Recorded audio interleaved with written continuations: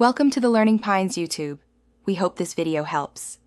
You start with safety and access.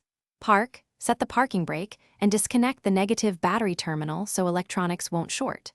Next, remove the small triangular interior trim by prying gently with a trim tool. This exposes the mirror mounting bolts and the wiring plug. Once the cover is off, test fit your tools to ensure the 10 mm socket clears the bolt head and reach the wiring connector. This prevents surprises during removal and speeds the job. With the trim removed, support the mirror with one hand so it won't fall when bolts come out. Loosen the mounting bolts evenly and remove them, then slide the mirror assembly off the studs. Disconnect the wiring harness by pressing the release tab and pulling straight out. If wires are tight, free the clip retaining strap. If your replacement is only the glass or housing, now transfer the actuator and heating pads.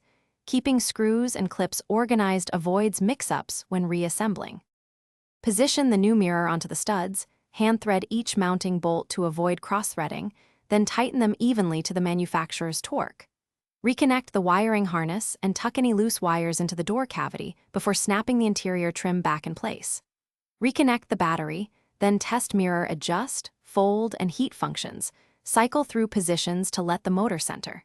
If something fails, inspect the mirror fuse and check connector continuity. That single check solves most. Thanks for watching. Consider subscribing if we helped you.